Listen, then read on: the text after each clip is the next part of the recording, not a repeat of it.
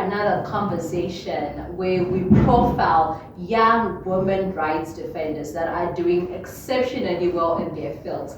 This is another episode of Accountability Conversation, and I am your host, Unika Kombora. So today we have an exceptional woman that inspires even me personally. So without wasting much time, Mary, welcome to the show. Hi, Nika. How are you? I like how she just said hi, Nika. So Mary, welcome to the show. So if you don't mind, can you tell us about you as a person and you as an activist? Okay, so hi everyone. My name is Marryanne, and as a person, I am my mother's daughter and I am my young sister's older sister. My entire life is based on making my mom smile and making my young sister have an inspiration, like a person to look up to. So that is me as a person. Me as an activist, it's tied to me as a person really, because I remember in around 2014, 2015, my family was middle class, and then 2015 things hit rock bottom and I had to move. So like I was exposed to, the Eastern suburb kind of life, having things easy, having pizza on Tuesdays. And then we took a very steep dive, and then immediately I changed my setting. So I had to change schools, I had to change where I stayed, and all of that stuff. So that shift from like the Eastern suburbs to like the Western suburbs, I didn't go to a really bad place, but I was in a place where I could see the difference. So for example, I stopped getting into a school where I had sports, after lunch, to a school where there was hot seating, and then like you learn from 8 to 12 and then 12 to 5, something along those lines. So it really pained me because at first I didn't know that those kind of inequalities exist for children. So being exposed to that shift, it really damaged me as a person, but also it made me see that the communities we live in are like very unfair. So I had to balance up as a sister. I had to make sure that I was able to do school within those short period of times. And doing sciences plus 12 subjects meant I had to apply myself a whole lot more, and I had to do so many things. So I think that's when me as an activist was born. That's when I began things like debating, like starting to talk about things that people were uncomfortable with. So I think my number one attribute is I love uncomfortable conversations. I love conversations that society says we don't want to talk about this, or this is a taboo and stuff like that. I love talking about those things. I love exploring them. So I think me as an activist is built around that, discourse creation and just having fun with it. Okay, so part of our uncomfortable conversations, you're part of the Hug a Tree group, in that you are an environmentalist and you are climate change activist in that regard. Why that? Because So I think people are liars, first of all. I don't trust human beings. Human beings are a very complicated entity, but I trust the flow of money. So the way money flows from one person to another is a thing that I trust. So when it came to my surroundings and my environment, I agree that there was a problem. There's climate change, we have an issue, we have all of that stuff. So my climate activism comes from an academic perspective. I can now say I'm a researcher. So I'm a researcher. I love the climate discourse, but my climate discourse is always linked to the economic systems of this world, because I don't think we can ever divorce environmentalism from economics. So my environmentalism is we have finite resources. We want to provide for people. How best do we distribute these resources so that everyone gets a piece of the cake, and also upcoming generations are able to benefit from it? So my research is a lot on we want to preserve trees so that tomorrow my children can have something to eat. I always love attaching economic value to the environment so that people protect it more, because people love money. So if you just put money on the price, or you just put livelihood on the environment, people are more prone to protect it. Even when it comes to big corporations, if you tax them, for example, for polluting, you increase their cost of production and decrease their profits. So you force them to act in a specific way if you put a money value to it. So yeah, I'm an environmentalist. I love the environment, but I think always tie the environment to economics to yield the maximum benefits for sustainability to exist. So talk to me with the link between inequalities and climate change, particularly maybe in a Zimbabwean context, yeah. Okay, so this is fun because when I did my attachment, I was attached to the Ministry of Health and Healthcare, and I was working Umgoza district. And when I was working in Umgoza district, I remember there was a period within my attachment. I love my supervisor for this. I was taken to one of the rural areas, like just around Matlo, to the most rural areas, and I'm a born urban area, so I've never been to the rural area. So that was my first time going to the rural areas. I get there, and you find that there's mining going on in those regions, the rivers are polluted, or there's a drought going on, and you find that the people in the rural areas are like directly in contact with the dried up river. They're directly in contact with pollution from the mines. They're directly in contact with the trees burning and all of that stuff, because then they have to protect their cattle, they have to protect their stock, their food, and all of that stuff. So I then noticed that climate change is not an elite talk. It shouldn't be a talk about policy and governance. It should be a talk about real life experiences. That's what climate change is. If it doesn't rain, we're not talking about the big reservoirs that supply cities. We're talking about Uma Mlojwa, who stays in Susa, who has got a small farm where she gets her food to feed her family from. So if it doesn't rain, her farm, Konapana, it's dry, and her children don't get food. So in as much as it's about the big dams and the big rivers, but climate change is a lived experience. And it's even worse in areas where they don't have money. Because, first of all, it's easy to mitigate climate change with money. So an example would be in places like Japan, when they build their buildings, they put, some spiral cords in it, so that when a tsunami comes or when earthquakes come, the buildings just bend, they don't fall. Why? Because there's the money.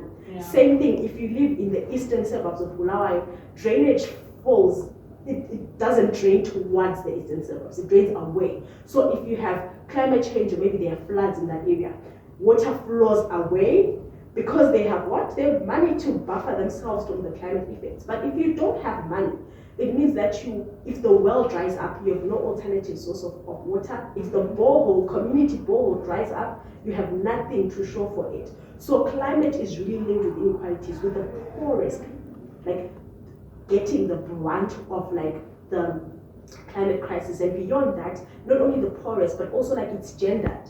The women, for example, the youths, for example, women are the ones that fetch water for their families. So if this well dries up, it means the woman has to walk longer distances to access the water and then come back.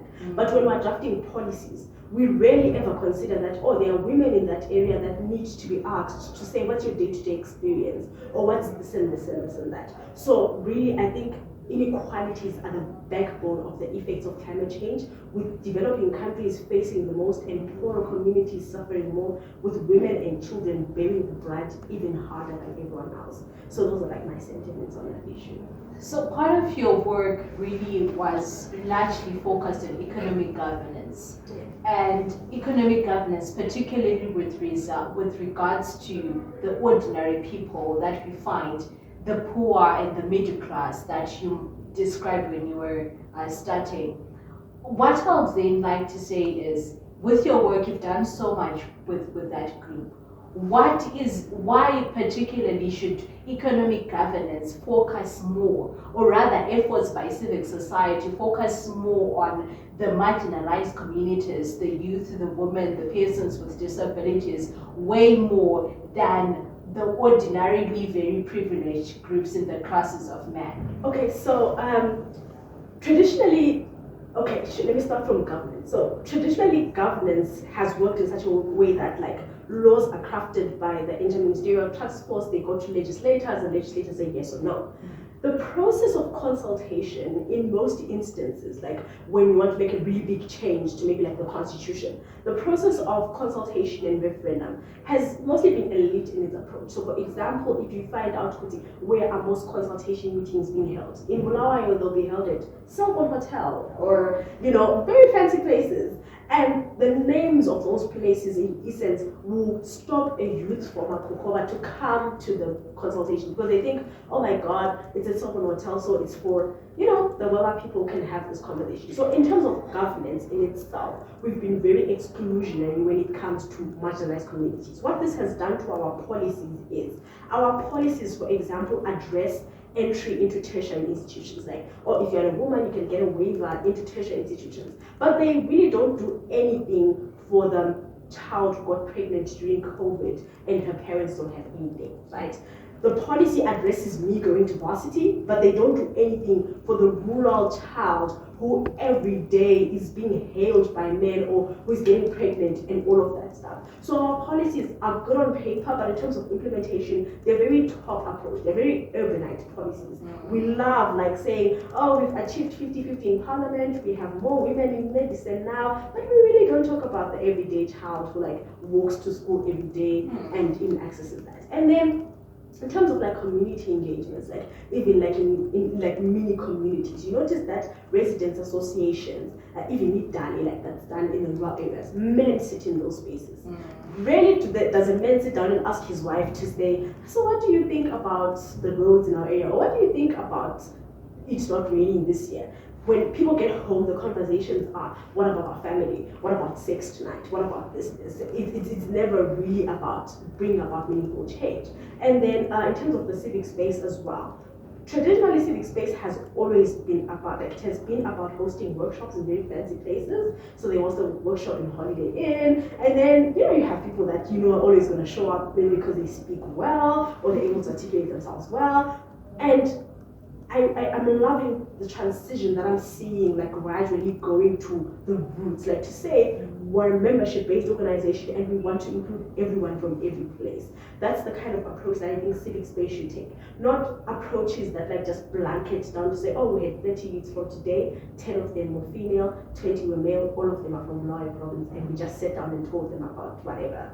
I think like the bottom-up approach of really going down there, conducting real needs assessments, not guessing what people want or what people need, like going to a specific place and having conversations with the people on the ground, finding out what they want and then shaping programming based on the needs area. Because a lot of like civic space organizations love pleasing donors, so we love designing our programs according to what the donor wants for that season, but we really negate what's going on the ground. So it has created a gap like implementation and with all our marginalized communities, which I think is something that we're gradually working to fix.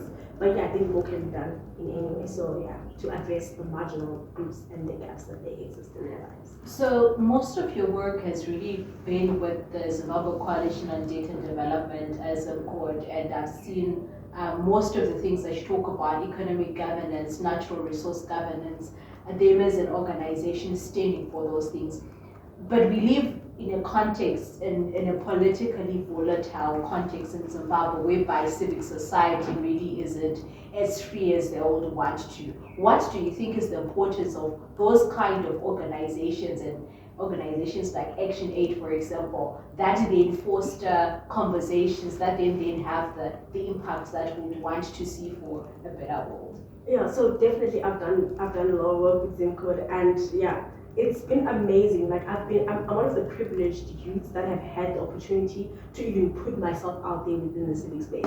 And I think organizations all around the country have done their best to sort of like include youth into it. And in the political space, I think the political space doesn't really favor the existence of like NGOs. You see it with the bills that are being passed. Even right now, it's post-election, so the conversations are very volatile in civic space, and the space is forever shrinking. But what I love is like most or some of the organizations have been resilient in like pushing change within communities. It doesn't matter whatever legislation comes out, or it doesn't really matter what it is that we're going through, but a lot of organizations have remained strong. So I really want to appreciate individuals, organizations that have stood the test of time and have been able to impact young people. Because myself, if I had never met Zimcode, if Zimcode didn't exist, I wouldn't be like an activist or a human rights defender in any essence. But I want to thank them even for facilitating the existence of smaller organizations that are more grassroots led and like supporting them and all of that stuff.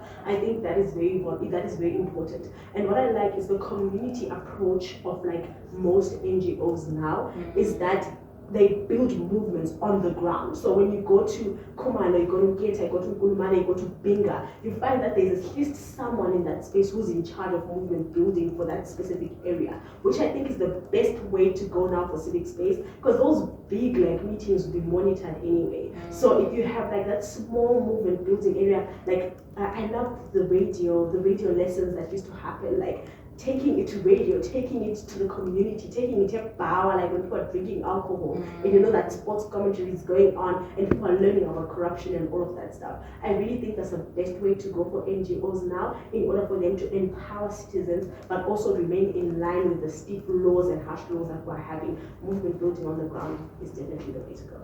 So your journey mustn't have been easy at all, particularly in the context that we are in. What would you say have been some of your scariest experiences as an activist? Okay. So I think firstly is at home, because at home my mom would be like, it doesn't let's zero peace, I shouldn't be talking about these things and all of that stuff. But I think she's gotten used to it now. So like the family will always tell me, please be cautious, don't do this, don't do this, don't do that. Even affiliation with certain like organizations and spaces, some of them you love calling out things that are not necessary, so we don't love associating with you. And as a young person, it's very hard, because as a young person, like I'm fresh out of university, I need opportunities, I need spaces to work in, and already being labeled as, oh, you're an activist, so we don't like associating with you, it's a very big challenge, because now I have to sift through organizations, I have to sift through opportunities, I have to sift through communities that I can easily work with, right? And then the other thing is, people just love saying, if you try to have an ordinary conversation with them, people love saying, oh, you love speaking like this because you're an activist. Like, no one really wants to involve, to talk to, like, have general conversations with you, because to them it's, oh, you love talking, oh, you're a debater, oh, you're an activist. So we don't love having those conversations with you. But I think, and all those challenges, like society-based and all scary things that have happened, but I think I've always persevered in like seeing, every time I see my young sister smile, I think it just says, another child will smile if I could doing what I do. So let's just continue with it. That's so heartfelt. So lastly, we're in 2023. We are very close to the August 2023 elections, and already we've seen reports of certain threats. We have Forever Associates of Zimbabwe, FAS, that has been all across Zimbabwe and just really disturbing the peace of many people. So what would you say are some of the ways that people can protect themselves, particularly maybe human rights defenders? So it's very difficult. I think it's very difficult being a human rights defender in this like time frame, because you have to be very careful about what you say. You have to maintain a specific decorum, you have to be very political when you say things, so that like you don't find yourself wanting. But what I can say is that the fight for human rights, whether we like it or not, is political. Nothing is apolitical. The price of bread is political. So politics in itself is about power dynamics and how we like distribute those power dynamics among societies. So as an activist, or as a human rights defender, it is important that I divorce myself as a person from trying to spread a specific party's message, but just spread the message of the power that citizens have in like controlling who governs them, in controlling the policies, and even in calling out for accountability. I think this is where most activists lose it. Like, we love aligning with certain political parties or with certain political ideologies, and that's also like dilutes everything that we're trying to do, because now we are labeled as, oh, you guys are terrorists, oh, you guys are regime change agents and all of that stuff. But in real fact, the art of human rights defense is not like in political parties. It talks about politics and the division of power, but it never should be aligned to political parties and political ideologies, because then people see you as nothing else but a party activist or a party marketer. Human rights defense should lie in truth, and it should lie in the best interest of the community that you are serving. So this means that it looks at me, Marryanne, not campaigning for party A, but it looks at me as Marryanne saying, oh my dear, it's election season. Did you register to vote? Do you know that you have the power to determine who governs you? You know, so divorcing yourself from like politically aligned party conversations, talk about power, talk about politics, but don't align to certain people. And it's painful because social media also forces us to like maintain that specific decorum even as you're talking. Because the moment I say party A is amazing, everything that I've ever done is already aligned to party A. So we have to be very careful as human rights defenders. Our cause is for the community, our cause is for the people, our cause is for the environment. Let's push that and maintain our stance. It doesn't matter who's governing, as long as what's still pushing human rights, I think will be good. So Marryanne has the wish of becoming a part and parcel of the United Nations one day. So after listening to her, I think you and I can really agree that in a few years' time, she's going to find herself there. Mary, thank you very much for making time and coming here to talk to us. It's been an experience. Thank you so much.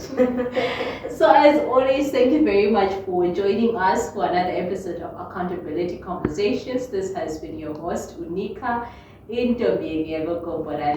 Bye.